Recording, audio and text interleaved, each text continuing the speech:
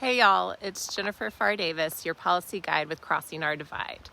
Last week, we unveiled 4 exciting policy options that we came up with based off the survey that we put out for our community.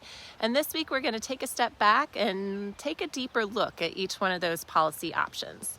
One of the most important parts of public policy is asking yourself, what are the ripple effects? What are the pros and cons? And who will this impact? So we're just going to try to do a more 360 view of the policy options in the time we have today. The first one, media nutritional labels, involves attaching standardized ratings to mainstream media. There are already organizations who are rating the media in this way with their bias and their content. So it wouldn't be that hard to attach ratings to the media we consume. The biggest concern on this policy option is, would it really make an impact? Because if we compare the concept of providing content ratings on media to nutritional labels, the truth is it might not make much of a difference. I can speak personally that sometimes I look at the nutritional label on food to guide my dietary choices, but at the end of the day, if I want a Cheeto, I'm going to eat a Cheeto. So this policy option might involve time and energy and resources. And at the end of the day, if it's like our trends in diet, it might not make that much of a difference. The second policy option is congressional coaches. The idea of assigning these certified federal coaches to congressional committees. And similar to the nutritional labels or mainstream media labels, there is already a structure in place that could support this. There are federal coaches. That model would just have to be adapted to support Congress. But there is some concern that if you have coaches for Congress, it would be an added cost, it would be more personnel. And right now there's about 45 committees between the House and the Senate, and 4 are shared. So if you have a coach per committee, that's a lot. So one idea is, well, you can make this more cost effective if coaches cover more than one committee, which could help with overlap.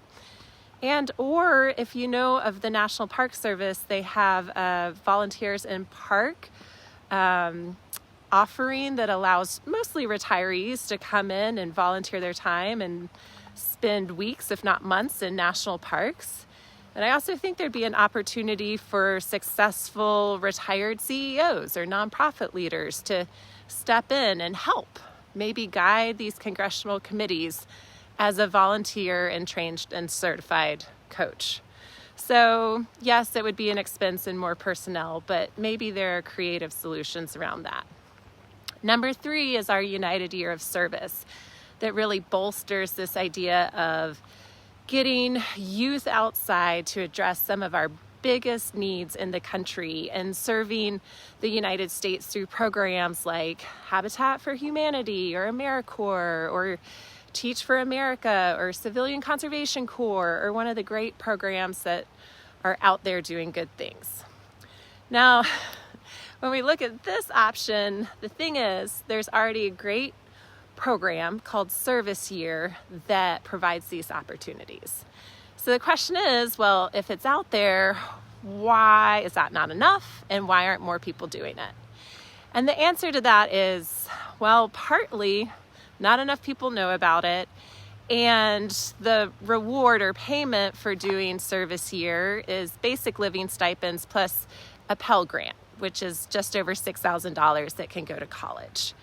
That, and if you know any 18-year-old or 40-year-old or whatever, we all have FOMO, right?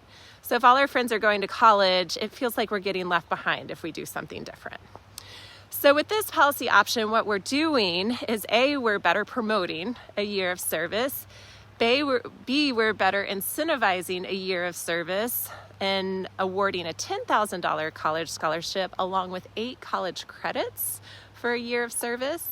And the third part is we're trying to honor placements where if you apply for the program with a friend, you would be able to apply for the same program and maybe not feel as out of your community or left behind. So with those options, it seems like it'd be more desirable. The downside is probably take a long time to actually see the connection and cross-cultural relationships and results of a United Year of Service. On the upside, we'd get really effective low-cost labor addressing some of our biggest needs in the country. Okay, number 4 is our idea for a congressional outing club, which would facilitate outdoor opportunities for members of the House and Senate. This is probably our simplest and most budget-friendly policy option, but it can also come across as maybe unnecessary or even indulgent. I mean, why reward these politicians and get them outdoors in beautiful places when sometimes they can't even pass a budget to keep these places open? Well, the answer is because we believe that they are capable of more, and we believe they need support and space to be better politicians. If you spend time outdoors, you know that it doesn't always feel like a reward. It can be uncomfortable, it can be severe, but you usually come back with group bonds and gratitude and a clearer mindset. The more congressional leaders get to know each other, the land, and the country, the better they'll be able to serve us as public representatives. Plus, as unhappy as we are with our elected leaders right now, most of us still agree it's a pretty rough job. These people are personally slammed in campaigns. Their families are being threatened.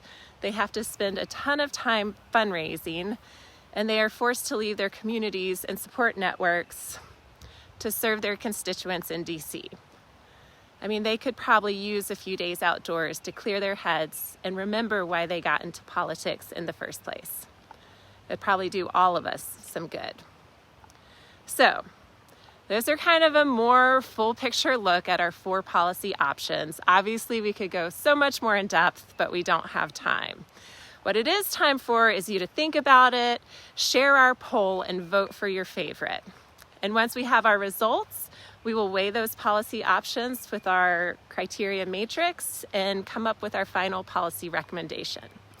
So, thank you so much for being a part of this journey, and feel free to follow along, share our updates, make a contribution, because together we are crossing our divide.